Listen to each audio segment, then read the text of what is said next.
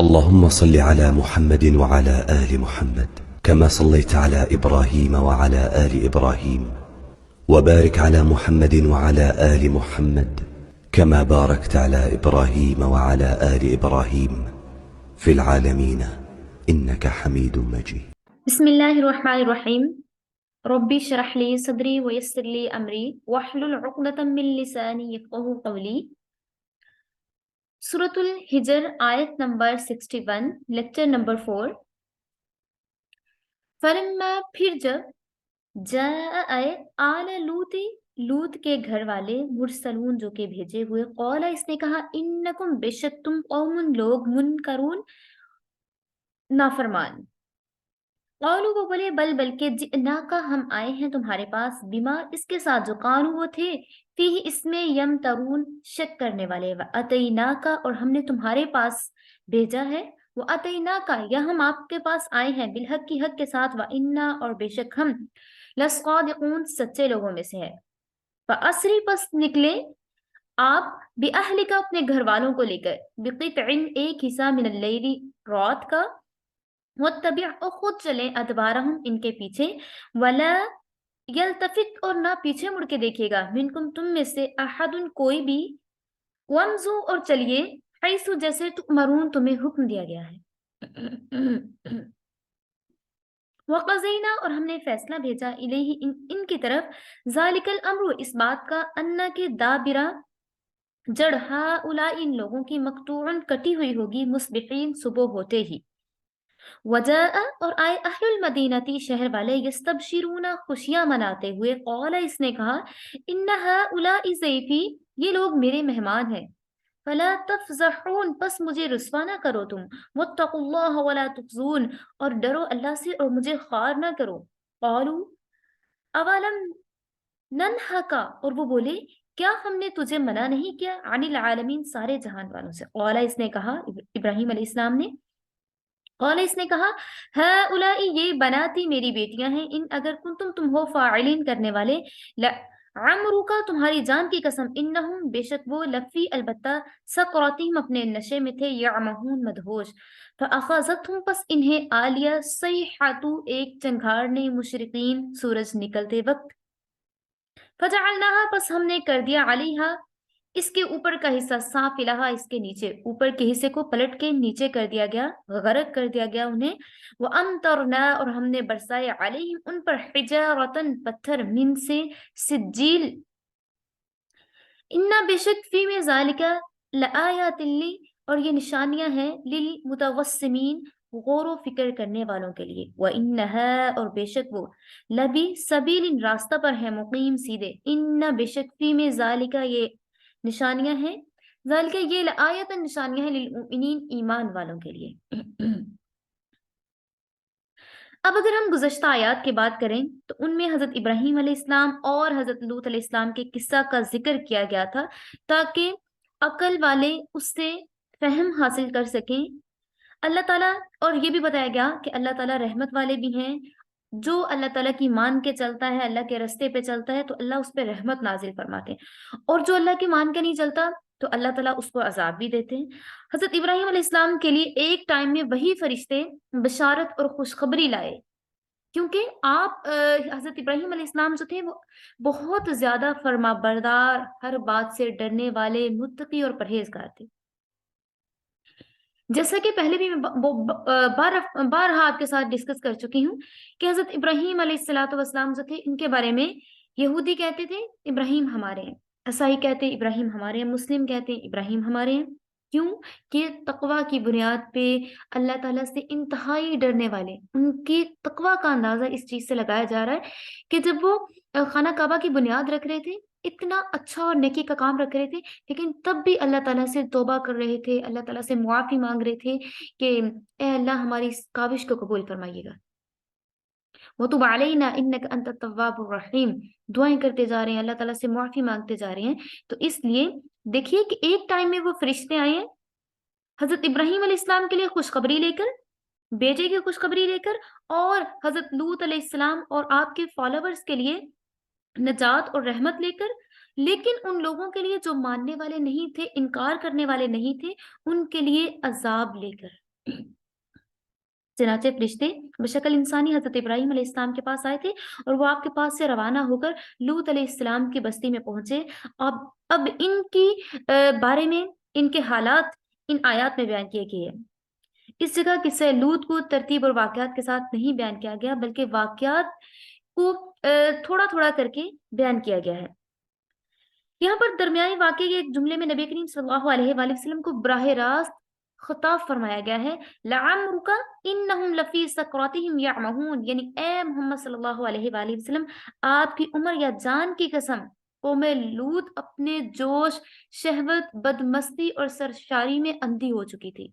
इस आयत के मुतालिक हजरत इब्ने अब्बास रज़ियल्लाहु तआला अन्हु का कौल निकल किया गया है कि ज़ात मुहम्मदी से ज्यादा अशरफ और अकरम अल्लाह ताला ने किसी और को पैदा नहीं किया। उन्होंने फरमाया कि मैंने नहीं सुना कि सिवाय मोहम्मद सल्लल्लाहु अलैहि वसल्लम की अल्लाह ताला ने किसी और पैगंबर या फरिश्ता की जिंदगी की कसम खाई हो। मगर यहाँ एक शरीयत का मसला ये भी समझ लीजिए कि अल्लाह ताला के सिवा इंसानों को किसी और की कसम खाना हराम है। किसी इंसान की कसम नहीं खा सकते, माँ बाप की कसम नहीं खा सकते, बहन भाइयों की कसम नहीं खा सकते, किसी चीज की कसम नहीं खा सकते। अल्लाह के सिवा किसी की कसम खाना जायज नहीं है। और बहुत सी अहादीस में इसकी हुर्मत भी साबित होती है। और बंदों को लायक नहीं कि वो अल्लाह ताला के सिवा किसी और की कसम खाएं, मगर अल्लाह ताला अपनी मखलूकात में से जो भी अल्लाह ताला की पसंदीदा चीज है, अल्लाह उसकी कसम खा सकते हैं। अब यहाँ हजरत इब्राहिम और लूत अलैहिस्सलाम के किस्सा को बयान करके फरमाया गया है, इन्न फी ज़ालिका लआयतन लिलमुमिनीन, यकीनन इसमें ईमान वालों के लिए इबरत की निशानी है। अल्लाह अपने नेक और मुखलिस बंदों को बगैर ज़ाहरी असबाब के भी नवाजता है, और तबाहकार जो हैं, सरकश हैं, उनके पास ज़ाहरी असबाब न होने के बावजूद भी उनको तबाह कर दिया जाता है। अगर उनके पास ज़ाहरी असबाब हों या ना हों, लेकिन उन्हें फिर भी तबाह कर दिया जाता है। हजरत लूत अलैहिस्सलाम की कौम की बस्तियां जिनका तख्ता उल्ट दिया गया, आज भी ये मुकाम सतह समंदर से काफी गहराई में मौजूद है, जिसके एक बहुत बड़े रकबा पर एक खास किस्म का पानी समंदर की सूरत इख्तियार किए हुए है। और इस पानी में अब भी ये खासियत है कि कोई मछली, मेंढक वगैरह जानवर, कोई भी जो जानदार है इसमें जिंदा नहीं रह सकता, इसलिए इसको डेड सी के नाम से भी मौसूम किया जाता है।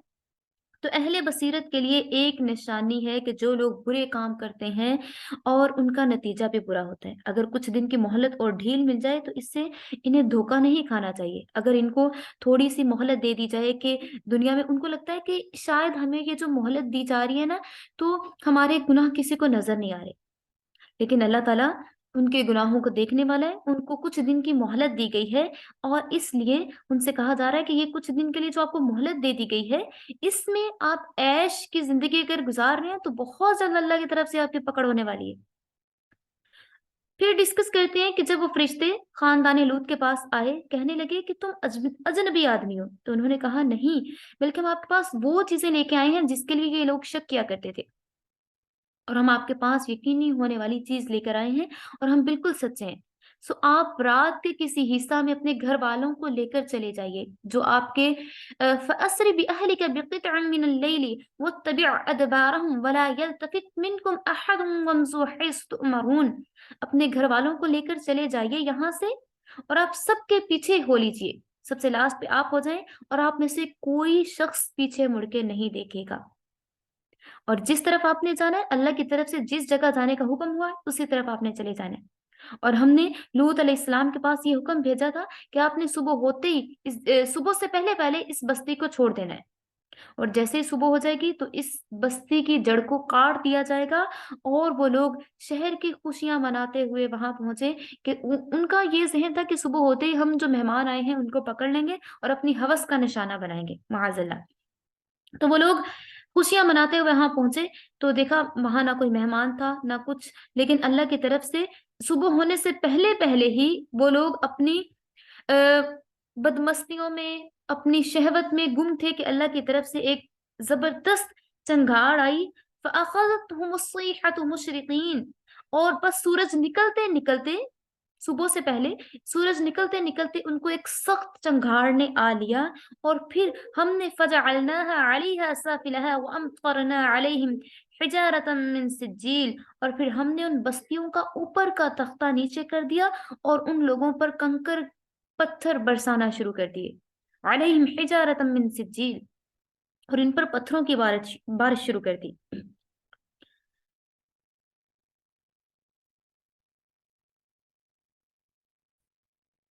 پھر فرمایا جاتا ہے کہ یہ نشانیاں ہیں ان لوگوں کے لیے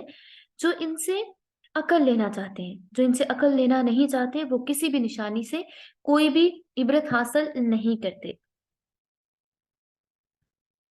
وَإِن كَانَ أَصْحَابُ الْأَيْكَةِ لَظَالِمِينَ، اور اصحاب ایکا بڑے ظالم تھے۔ فَانْتَقَمْنَا مِنْهُمْ وَإِنَّهُمَا لَبِإِمَامٍ مُبِينٍ، سو ہم نے ان سے بدلہ لیا اور دونوں بستیاں صاف سڑک پر ہیں۔ وَلَقَدْ كَذَّبَ أَصْحَابُ الْحِجْرِ الْمُرْسَلِينَ، اور ہجر والوں نے پیغمبروں کو جھوٹا بتلایا تھا۔ وَآتَيْنَاهُمْ آيَاتِنَا فَكَانُوا عَنْهَا مُعْرِضِينَ، اور ہم نے ان کو اپنی نشانیاں دیں سو وہ لوگ اس سے منہ پھیرتے رہے۔ وَكَانُوا يَنْحِتُونَ مِنَ الْجِبَالِ بُيُوتًا آمِنِينَ، اور وہ لوگ پہاڑوں کو تراش تراش کر ان میں گھر بناتے کہ امن میں رہیں گے۔ بیوتن آمنین، تاکہ وہ اس میں امن سے رہیں۔ فَأَخَذَتْهُمُ الصَّيْحَةُ مُصْبِحِينَ، تو انہیں صبح کے وقت ایک سخت آواز نے آ پکڑا، ایک چنگھاڑ نے تیز آواز نے آ پکڑا۔ فَمَا أَغْنَى عَنْهُمْ مَا كَانُوا يَكْسِبُونَ، سو ان کے ہنر ان کے کچھ بھی کام نہ آ سکے۔ ان آیات میں اصحاب ایکا اور اصحاب ہجر یعنی حضرت شعیب علیہ السلام اور حضرت صالح علیہ السلام کی قوم کا تذکرہ ہے، جس کی ڈیٹیل ہم سورہ اعراف اور سورہ ہود میں بھی کر چکے ہیں، پڑھ چکے ہیں، تو اس لیے آپ سورہ ہود اور سورہ اعراف کی ایک دفعہ ٹرانسلیشن دیکھ لیجیے گا، وہ والے لیکچر آپ لوگ سن لیجیے گا، ٹھیک ہے۔ ایکا کے معنی ہے گنجان اور گھنے درختوں کے۔ یہ حضرت شعیب علیہ السلام کی قوم تھی، ان کی بستی کے پاس درختوں کے بہت بڑے بڑے جیسے جنگل کی مانند وہ جھونڈ سے بنے ہوئے تھے، اس لیے ان کو اصحاب ایکا یعنی بن، ایک بن بن جاتا ہے نا، ایک بن سا بنا لیتے ہیں، جیسے وہ گلدستہ بناتے ہیں، اس طرح سے ایک بن بنا ہوا تھا۔ انہیں اصحاب ایکا یعنی بن اور جنگل والے بھی کہا جاتا ہے۔ بعض مفسرین نے کہا ہے کہ اہل مدین ہی کو اصحاب ایکا کہتے ہیں، لیکن بعض روایات سے معلوم ہوتا ہے کہ اصحاب مدین اور اصحاب ایکا جدا جدا قومیں تھیں، مگر دونوں کی ہدایت کے لیے حضرت شعیب علیہ السلام کو نبی بنا کر بھیجا گیا۔ یہ اصحاب ایکا اور اہل مدین دونوں ظالم تھے اور مشرک بھی تھے، رہزنی بھی کیا کرتے تھے اور ناپ تول میں بے ایمانی بھی کیا کرتے تھے۔ حضرت شعیب علیہ السلام نے ان کو بہت سمجھایا مگر یہ نہ مانے۔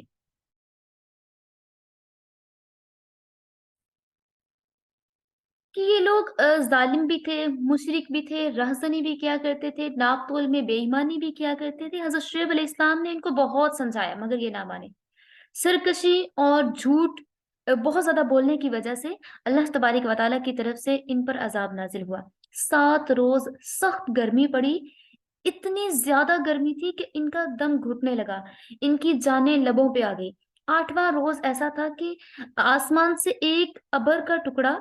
بادل کا ایک ٹکڑا اٹھا، لوگوں کو بارش کی امید ہوئی، لیکن آسمان سے انہوں نے آسمان کی طرف اپنے منہ کر لیے، لیکن آسمان سے بارش کی بجائے آگ کے شعلے برسے، سب جل کر خاک ہو گئے۔ مدینہ منورہ سے شام کو جانے والے راستے میں اس تباہ کار قوم کے آثار دیکھے جاتے ہیں۔ اللہ نے یہ سزا ان کی بدکاری کی پاداش میں، بدکاری کے جرم میں دی۔ دوسری قوم جن کا یہاں پہ ذکر فرمایا گیا ہے اصحاب الحجر کی ہے، یعنی ہجر کے رہنے والے، جس سے مراد قوم سمود ہے، جو حضرت صالح علیہ السلام کی قوم تھی۔ یہ قوم بھی بدکار تھی اور انہوں نے اپنی طرف سے، یہ اتنے ٹیلنٹڈ تھے، اپنی طرف سے ذہانت اتنی تھی کہ انہوں نے کہا کہ ہم اتنا ذہن لڑاتے ہیں کہ پہاڑوں کو تراشتے ہیں اور اس میں گھر بنائیں گے، ہمارے گھروں کو کوئی خراب نہیں کر سکے گا۔ اتنا انہوں نے ذہن لڑایا اور اس کو تراش تراش کے سنگے تراش میں یہ بہت ماہر تھے، پہاڑوں کو تراشا، اس کے اندر گھر بنائے۔ اللہ تعالیٰ نے حضرت صالح علیہ السلام کو ان کی ہدایت کے لیے نبی بنا کر بھیجا، انہوں نے آپ کی تکذیب کی اور معجزہ طلب کیا، آپ کو جھٹلایا، جھوٹ بولے، معجزہ طلب کیا، جس پر اللہ تبارک و تعالیٰ کی طرف سے پہاڑ سے اونٹنی کو نکالا گیا۔ اس کی مکمل ڈیٹیل سورہ اعراف میں ہم لوگ ڈسکس کر چکے ہیں۔ تو اونٹنی جو تھی اس کو جب نکالا گیا ایز اے معجزہ، اس کو پیدا کیا گیا اللہ تعالیٰ کی طرف سے، اور آپ کو پتہ ہے پہلے بھی میں آپ کو بتا چکی ہوں کہ وہ اونٹنی ایسی تھی کہ باقی تمام جانوروں کی نسبت، ظاہری بات ہے وہ اللہ کا ایک معجزہ تھی، وہ کھانا پینا اس کی ہر چیز باقیوں سے جدا تھی۔ جس دن اس کے کھانے کا ٹائم ہوتا باقی کسی جانور کو کھانا نہیں ملتا تھا، کسی کو چارہ نہیں ملتا تھا. جس دن اس کے پانی پینے کا ٹائم ہوتا اس دن کسی کو بھی پانی نہیں ملتا تھا. تو اس طرح سے اب انہوں نے کہا کہ ہم، اور اس کا دودھ بھی بہت زیادہ تھا، یہ نہیں تھا کہ صرف وہ کھاتی پیتی اتنا زیادہ تھی، اس کا دودھ بھی بہت زیادہ تھا. انہوں نے کہا تھا کہ دعا کریں کہ اس پہاڑ کے اندر سے ایک گابن اونٹنی بالکل پریگننٹ، اس کی پریگننسی بالکل ریڈی ہو اور نکلتے ہی بچہ جن دے، پہاڑ سے نکلے اور بچہ جن دے. اور ایسا ہی ہوا،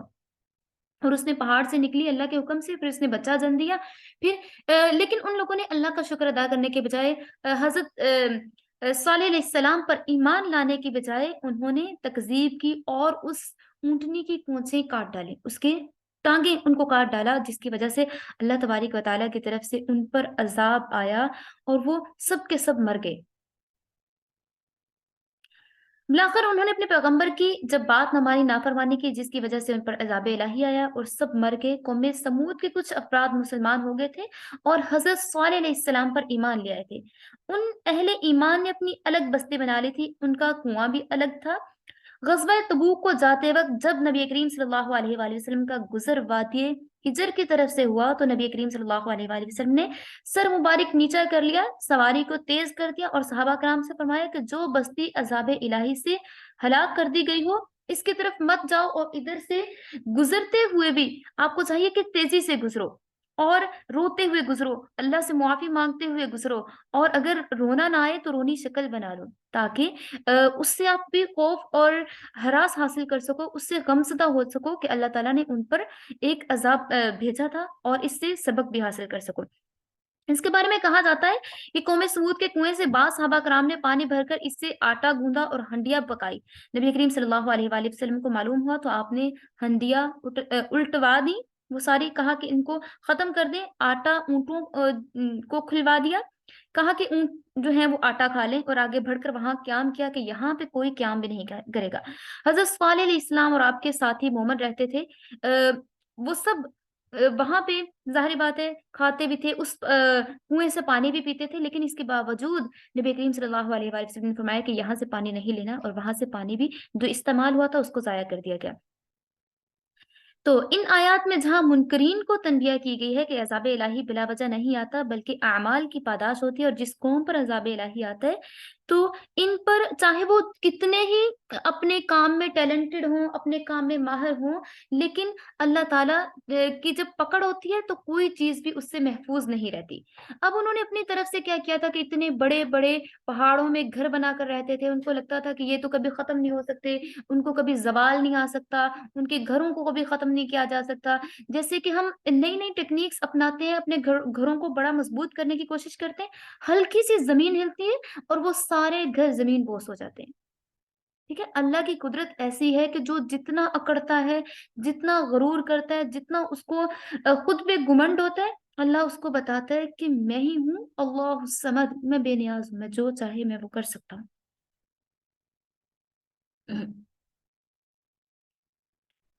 وما خلقنا السماوات والأرض وما بينهما إلا بالحق وإن الساعة لآتية فاصفح الصفح الجمیل، اور ہم نے آسمانوں کو اور زمین کو اور ان کی درمیانی چیزوں کو بغیر مصلحت کے پیدا نہیں کیا، اور ضرور قیامت آنے والی ہے، سو آپ خوبی کے ساتھ درگزر کیجئے. ان ربک هو الخلاق العلیم، بلا شبہ آپ کا رب بڑا پیدا کرنے والا، کریٹ کرنے والا اور بڑے علم والا ہے. وَلَقَدْ آتَيْنَاكَ سَبْعًا مِنَ الْمَثَانِي وَالْقُرْآنِ الْعَظِيمِ، اور ہم نے آپ کو 7 آیتیں دی جو نماز میں مقرر پڑھی جاتی ہیں، اور قرآن عظیم دیا. لا تمدن عینیک الی ما متعنا به ازواجا منهم ولا تحزن علیہم واخفض جناحک للمؤمنین، آپ اپنی آنکھ کو اٹھا کر بھی ان چیزوں کو نہ دیکھیے جو کہ ہم نے مختلف قسم کے کافروں کو برتنے کے لیے دے رکھی ہیں، اور ان پر آپ غم نہ کیجیے اور مسلمانوں پر شفقت رکھیے. وقل، اور کہہ دیجیے، انی میں انا النذیر المبین، کھلم کھلا ڈرانے والا ہوں اور واضح طور پہ آپ کو بتانے والا ہوں. شروع صورت میں کفار مکہ کی شدت اناد اور جناب رسول اللہ صلی اللہ علیہ وآلہ وسلم کے ساتھ مخالفت کے بارے میں ہم نے ڈسکس کیا تھا، اور اس میں نبی کریم صلی اللہ علیہ وآلہ وسلم کو اللہ تعالیٰ کی طرف سے تسلی بھی دی گئی تھی، اور پھر درمیان میں کچھ ایسے بھی ہم نے چیزوں کو ڈسکس کیا تھا، صورت میں ایسی آیات کو ہم نے ڈسکس کیا جس میں نبی کریم صلی اللہ علیہ وآلہ وسلم کو واضح طور پر تسلی دی گئی، اور براہ راست رسول اللہ صلی اللہ علیہ وآلہ وسلم کو اللہ تعالیٰ نے خطاب فرمایا کہ آپ ان لوگوں کی طرف سے پریشان نہ ہوں، بے شک اللہ تعالیٰ عقلوں کو دنگ کر دینے والا، عظیم الشان نظام کو چلانے والا، کائنات کو چلانے والا، آسمان، زمین، سورج، چاند، ہر چیز کو صحیح طریقے سے لے کر چلنے والا، ان کو بے مقصد نہیں بنانے والا بلکہ ان کا کوئی مقصد ہے ان کو بنانے والا، اور کوئی چیز وہ خود بخود نہیں چل رہی، اس کو سب کو چلانے والا اللہ تعالیٰ ہے۔ اس لیے اللہ تعالیٰ نے آپ کو ایک عظیم الشان مقصد کے لیے بھیجا ہے، آپ اس مقصد کو مد نظر رکھتے ہوئے انہیں دین کی تبلیغ کیجیے، انہیں دین کی طرف بلائیے، انہیں ایک اللہ کی طرف بلائیے، انہیں رسول اللہ صلی اللہ علیہ وآلہ وسلم انہیں بتائیے کہ آپ ایک اللہ کی طرف آئیے، ایک اللہ کو مانیے، ایک اللہ کو پکاریے، اسی سے ہر طرح کی مدد مانگیے۔ اب سب یہ چیزیں بتا کر بتایا جا رہا ہے کہ آخر پہ آپ اگر ایک اللہ کو مانتے ہیں، تمام انبیاء علیہ الصلوۃ والسلام نے آپ کو ایک ہی چیز سمجھائی، تمام انبیاء علیہ الصلوۃ والسلام کا ایک ہی ٹارگٹ تھا، ایک ہی موٹو تھا، کیا تھا؟ ٹرننگ پوائنٹ یہ تھا کہ جنت گین کرنی ہے، اور بتایا کیا جا رہا تھا کہ اللہ ایک ہے، اللہ الصمد ہے، اللہ بے نیاز ہے، وہی الہ ہے، وہی معبود ہے۔ اب ان تمام چیزوں کا مقصد کیا تھا؟ ان تمام چیزوں کا مقصد یہ تھا کہ آپ کی ایک منزل ہے جو کہ آخرت ہے، جہاں سب کا حساب کتاب، امتحان یقینی ہے، اور قیامت ضرور آنے والی ہے۔ وَإِنَّ السَّاعَةَ، اتنی چیزوں کو بتانے کا مقصد کیا تھا؟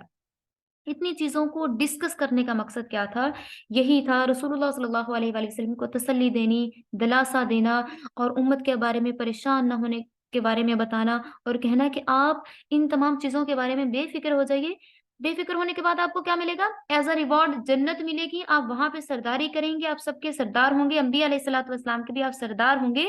اور اس کے لیے یہ تمام لوگوں کو کس چیز کے لیے ہم بلا رہے ہیں؟ بالحق، حق کے لیے بلا رہے ہیں، اور وہ حق اور سچ کے لیے فیصلہ کس دن ہوگا؟ وَإِنَّ السَّاعَةَ لَآتِيَةٌ فَاصْفَحِ الصَّفْحَ الْجَمِيلَ، کہ قیامت ضرور آنے والی ہے، اور ان سب کے آخری فیصلہ کا دن ہے، اور آپ ان کفار کے اناد مخالفت سے زیادہ غم نہ کیجیے، زیادہ پریشان نہ ہوں، آپ حسن خوبی کے ساتھ، حسن اخلاق کے ساتھ درگزر کرتے رہیے، ان کی بری بلی باتوں پر درگزر کرتے رہیے۔ اللہ جو سب کا پیدا کرنے والا ہے، وہ سب کے حالات جانتا ہے،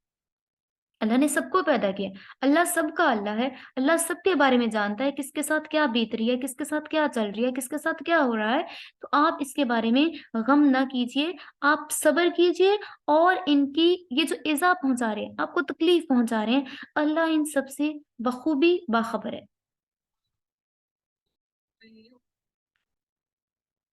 ہر ایک کو اس کے عمل کا بدلہ دیا جائے گا، یہ تسلی اور تسکین نبی کریم صلی اللہ علیہ وآلہ وسلم کو اور آپ کے ساتھ مومنین کو بھی دی جا رہی ہے، کہ تمام مومنین کو بھی چاہیے کہ اگر ان کے ساتھ برا سلوک کیا جا رہا ہے تو وہ اس چیز کو سمجھ لیں کہ اللہ تعالیٰ ہر چیز کو دیکھنے والا ہے، اللہ آپ کی حالت سے باخبر ہے، جو آپ کے ساتھ بدتمیزی کرتے ہیں، جو آپ کو ایذا پہنچاتے ہیں، جو آپ کو تکلیف پہنچاتے ہیں، اللہ ان کو بھی دیکھ رہا ہے،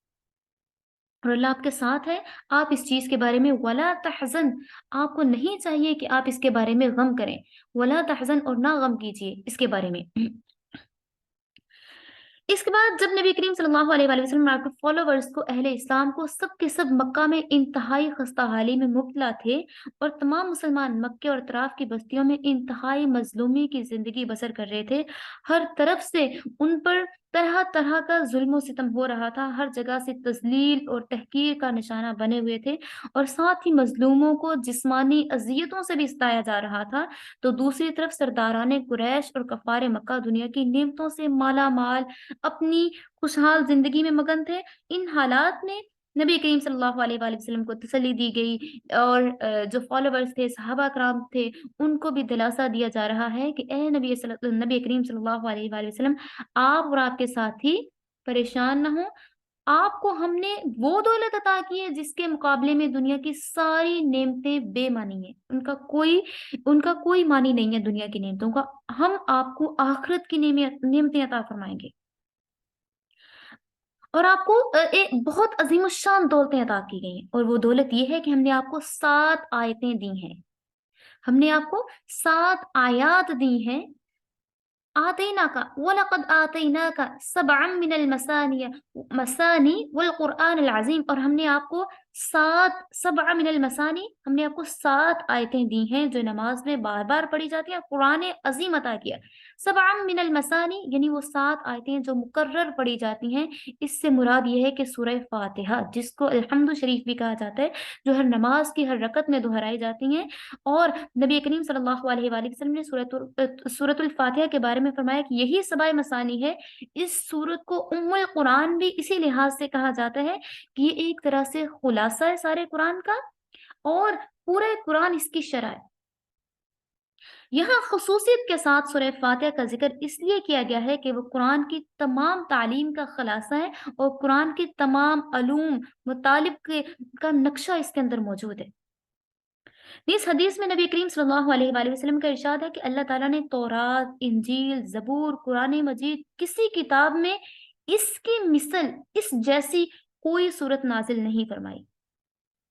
اور یہاں یہ بات بھی متفق ہے کہ سورہ فاتحہ کی 7 آیات ہیں، اور یہی وجہ ہے کہ احادیث سے معلوم ہوتا ہے کہ نبی کریم صلی اللہ علیہ وآلہ وسلم نے سورۃ الفاتحہ 7 وقفوں کے ساتھ بھی پڑھی، 7 وقفوں کے ساتھ بھی پڑھا کرتے تھے، اور ہر آیت کا آخری لفظ قدرے کھینچ کر ختم کرتے تھے۔ ایسا نہیں فرماتے تھے کہ صرف 3 وقفوں میں پوری سورت کو ختم کر دیں، اور اس لیے اس کا صحیح طریقہ یہی کہا جاتا ہے کہ اس کو ٹھہر ٹھہر کر پڑھا جائے، اور اس کے بعد اگر آپ اس کو 7 دفعہ پڑھتے ہیں، پڑھنے کے بعد آپ جو دعا کرتے ہیں اللہ تعالیٰ اس کو بھی قبول فرماتا ہے۔ کہا جاتا ہے کہ اگر کوئی بیمار ہے، شفا کے لیے آپ اس کو 7 دفعہ پڑھتے ہیں، اور پڑھنے کے بعد آپ اس کو پانی پہ دم کریں، یا ویسے ہی مریض کے پاس 7 دفعہ اونچی آواز میں پڑھ دیتے ہیں، تو اللہ تعالیٰ شفا عطا فرماتے ہیں۔ ٹھیک ہے، اور اس کے علاوہ جب آپ نماز پڑھ رہے ہوتے ہیں، نوافل پڑھ رہے ہوتے ہیں، نوافل پڑھتے ہوئے جب آپ پڑھتے ہیں ایاک نعبد و ایاک نستعین، ہم تیری ہی عبادت کرتے ہیں اور تجھی سے مدد مانگتے ہیں، تو ان آیات کی ٹرانسلیشن کو جب آپ ذہن میں رکھتے ہیں، ہم تیری ہی عبادت کرتے ہیں اللہ، تجھی سے مدد مانگتے ہیں، تو دن آپ جو بھی دعا کریں گے، جو بھی دعا کریں گے، جو بھی سوچیں گے، اللہ آپ کی وہ تمام دعاؤں کو قبول فرمائے گا، کیونکہ ہم ڈائریکٹ اللہ سے بات کر رہے ہوتے ہیں، ہم اللہ کو اپنا دکھڑا سنا رہے ہوتے ہیں نوافل میں۔ جب آپ نے نوافل پڑھنے، دین آپ نے ایاک نعبد و ایاک نستعین جب پڑھنا ہے، دین آپ نے اللہ سے بات کرنی ہے کہ اے اللہ، میں آپ کی عبادت کر رہی ہوں اور آپ سے مدد مانگتی ہوں، میرا فلاں کام جو پینڈنگ ہے وہ کر دیجئے، مجھے شفا دے دیجئے، اور مجھے اپنا بنا دیجئے، مجھے اپنی محبت عطا کر دیجئے۔ جو جو آپ نے دعا مانگنی ہو آپ دعا کیجئے گا، انشاءاللہ اللہ تبارک و تعالیٰ اس کو قبول فرمائے گا۔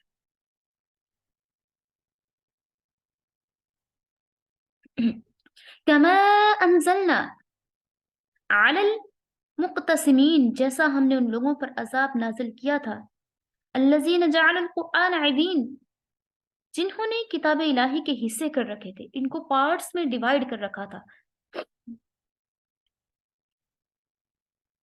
فَوَرَبِّكَ لَنَسْأَلَنَّهُمْ أَجْمَعِينَ،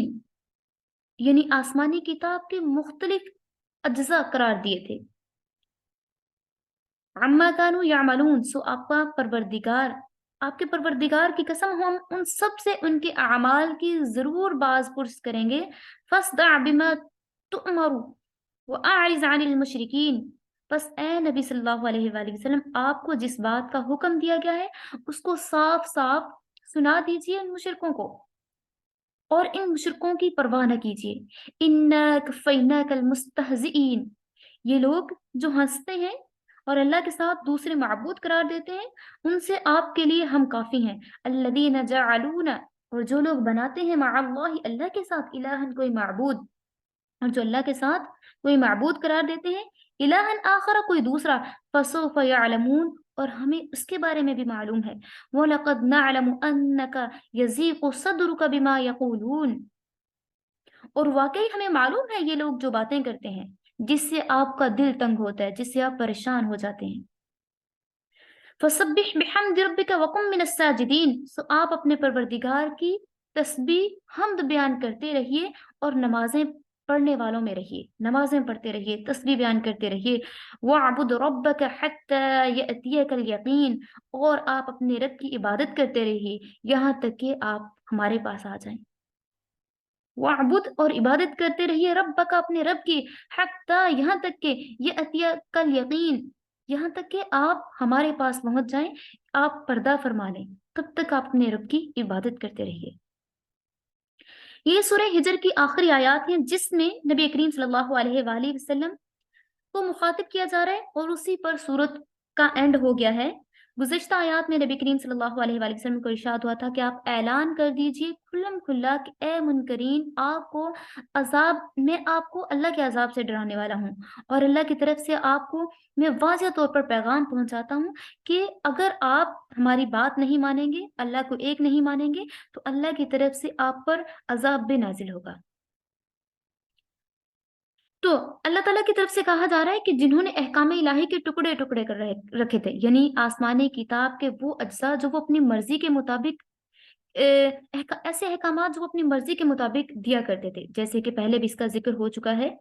کہ اس سے مراد سابق یہودی اور نصارہ ہیں، جو کہ جن کی مخالفت پر، جو کہ اپنی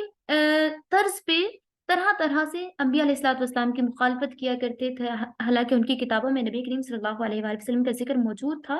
لیکن پھر بھی وہ اپنی مرضی سے اس میں چینجنگز کر دیا کرتے تھے۔ اور پھر اس طرح سے ان سے کہا جا رہا ہے کہ ایسے لوگ بھی موجود تھے جنہوں نے کلام الہی کے ٹکڑے ٹکڑے کر دیے، اپنی طرف سے ان میں چینجنگز کر دی، اپنی طرف سے ان میں احکامات بتانے شروع کر دیے، اپنی طرف سے اس میں جو چاہا اس میں رد و بدل کر ڈالا۔ تو اس میں یہ بھی کہا جا رہا ہے کہ ان کتابوں میں عذاب کا ہونا بھی موجود تھا، جیسے کہ ان کا جو یہودی قوم تھی ان کا سور اور بندروں کی شکل کا ہو جانا، جب انہوں نے ہفتے کے دن بات نہیں مانی تھی، پھر ان کو خنزیر بنا دیا گیا، انہیں سور بنا دیا گیا، تو پھر ان پہ طرح طرح کے عذاب آئے، جوؤں کے عذاب آئے، ٹڈیوں کے عذاب آئے، خون کے عذاب آئے، ان سب کا ذکر ان میں موجود تھا۔ تو آگے اللہ تعالیٰ اپنی ذات پاک کی قسم کھا کر فرماتے ہیں کہ ہم ان سب اگلوں اور پچھلوں کو ان کے اعمال کی سزا قیامت کے دن ضرور دیں گے، اور ہم ان سے ضرور باز پرس کریں گے، اور سب کو عذاب دیا جائے گا، اور آپ کو ان سے ڈرنے کی ضرورت نہیں ہے، ان سے خوف کھانے کی ضرورت نہیں ہے۔ آپ بغیر کسی خوف کے تبلیغ کیجئے، آپ بغیر ہچکچاہٹ کے، بغیر ہیزیٹیشن کے تبلیغ کیجئے، اللہ کا پیغام پہنچائیے، یہ مشرکین آپ کا کچھ بھی نہیں بگاڑ سکیں گے۔ یہ لوگ جو آپ کے اور اللہ کے مخالف ہیں، یعنی رسول اللہ صلی اللہ علیہ وآلہ وسلم کا مذاق اڑاتے ہیں اور اللہ تعالیٰ کا مذاق اڑاتے ہیں، یہ اپنا انجام دیکھ لیں گے۔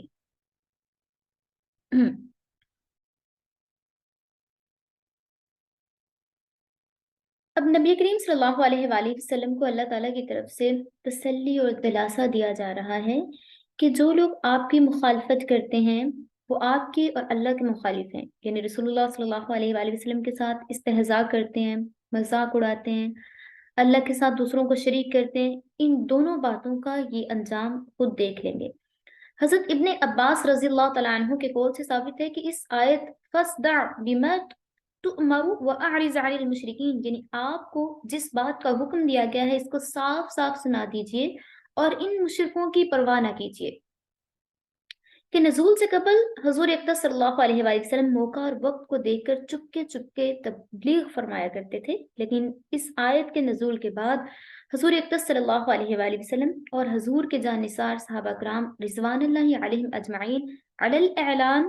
احکام الہی کا اظہار کرنے لگے۔ چونکہ ابتدا میں مسلمانوں کی حالت بہت کمزور تھی اور تعداد بھی کم تھی، اس لیے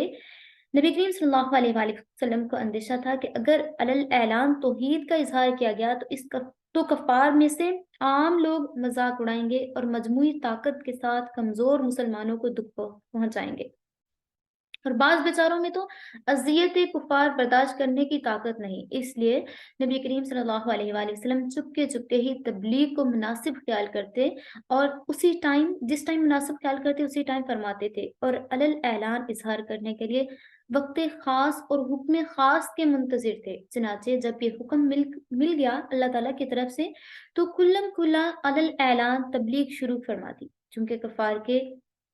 انکار و استہزاء اور قیام حق کا مذاق اڑانے سے نبی کریم صلی اللہ علیہ وآلہ وسلم دل برداشتہ ہوتے تھے، پریشان ہوتے تھے، اور یہ ایک نیچرل پروسیس ہے، نیچرل سی بات ہے، اگر کوئی مذاق اڑاتا ہے تو پریشانی ہوتی ہے۔ تو اس لیے بطور تسلی رسول اللہ صلی اللہ علیہ وآلہ وسلم کو اللہ تعالیٰ کی طرف سے فرمایا جاتا ہے، ہمیں معلوم ہے کہ یہ کفار کفر اختیار کیے ہوئے ہیں، آپ کا استہزاء اڑاتے ہیں، آپ کا مذاق اڑاتے ہیں، استہزاء کی باتیں کرتے ہیں، اور ان کی ہٹ دھرمی سے آپ جو تنگ دل ہوتے ہیں، آپ جو پریشان ہوتے ہیں، ان کی طرف سے آپ توجہ ہٹا کر ہمتاً اللہ کی تسبیح اور حمد و ثنا میں مشغول رہیے۔ اس سے یہ ثابت ہوتا ہے کہ جب بھی آپ کا دل تنگ ہو، کسی کی باتوں سے آپ پریشان ہو، جب کوئی آپ کو ٹیز کر رہا ہو، آپ کو تنگ کر رہا ہو، تو آپ ان باتوں کو جھٹک کے فوراً سے اللہ تعالیٰ کی تسبیح میں مشغول ہو جائیے۔ فَسَبِّحْ بِحَمْدِ رَبِّكَ، آپ کو چاہیے کہ آپ تسبیح بیان کیجیے اپنے رب کی، وَقُم مِّنَ السَّاجِدِينَ، اور کثرت سے سجدہ کرنے والوں میں شمار ہو جائیے، شامل ہو جائیے، کثرت سے جو سجدہ کرتے ہیں ان میں شامل ہو جائیے۔ تو کہا گیا کہ آپ حمد و ثنا میں مشغول رہیے، اللہ کا ذکر کیجیے، نماز، سجدہ، عبادت الہی وہ چیزیں ہیں جن کی تاثیر سے دل مطمئن رہتا ہے اور غم و فکر دور ہو جاتے ہیں۔ تو آپ زندگی کے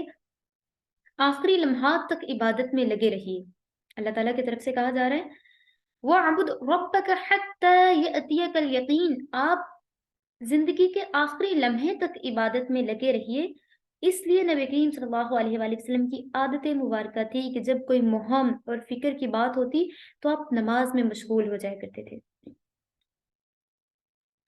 اور اس لیے کہا جاتا ہے کہ جب بھی سورہ بقرہ کی آیات بھی میں بارہا آپ لوگوں کے ساتھ ڈسکس کر چکی ہوں کہ جب بھی آپ کو پریشانی ہوتی ہے آپ صبر کیجئے اور نماز کے ذریعے سے اللہ تعالیٰ سے مدد مانگیے۔ تو اللہ تعالیٰ بارہا قرآن پاک میں فرما چکے ہیں کہ آپ سجدہ کیجئے، تسبیح بیان کیجئے، پھر آپ کی عبادات قبول ہوں گی اور اللہ تعالیٰ آپ کو دلی سکون عطا فرمائے گا، آپ کی تمام پریشانیاں دور ہو جائیں گی، تمام ٹینشنیں ختم ہو جائیں گی۔ تو آپ صلی اللہ علیہ وآلہ وسلم کو جب بھی کوئی پریشانی ہوتی، کسی غزوہ میں شرکت کرنی ہوتی، دشمنوں کا ڈر ہوتا، تو آپ نماز میں مشغول ہو جاتے، نوافل پڑھا کرتے، نوافل کی تعداد بڑھا دیا کرتے۔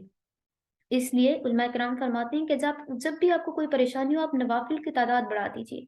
آپ کثرت سے نوافل پڑھیے، آپ کثرت سے دعا کیجیے، آپ تہجد پڑھیے، تو انشاءاللہ اللہ تعالیٰ آپ کی ان پریشانیوں کو دور فرمائے گا۔ اللہ تعالیٰ سے دعا کرتے ہیں کہ اللہ تعالیٰ ہمیں صحیح سے دین پر عمل کرنے کی توفیق عطا فرمائے اور اللہ تعالیٰ ہمارا شمار اپنے نیک اور شکر گزار بندوں میں فرما لے۔ اللہ تعالیٰ ہمیں ان نافرمان قوموں کے حالات اور انجام سے نصیحت اور سبق حاصل کرنے کی توفیق عطا فرمائے، اور اللہ تعالیٰ ہمیں نبی کریم صلی اللہ علیہ وآلہ وسلم کا فرما بردار اور اطاعت گزار بندہ بنا کر دنیا میں زندہ رکھیں، اور اسی اطاعت کے ساتھ ہم اس دنیا سے پردہ فرمائیں، اور اللہ تعالیٰ ہمیں اپنی شان مغفرت اور رحمت کے ساتھ ہم سب کے ساتھ آسانی والا معاملہ فرمائے، اور اللہ تعالیٰ ہماری کوتاہیوں اور خطاؤں کو اپنی رحمت سے معاف فرما دے اور ہمیں دین و دنیا میں اپنے عذاب سے محفوظ اور معمون فرمائے۔ آمین ثم آمین یا رب العالمین۔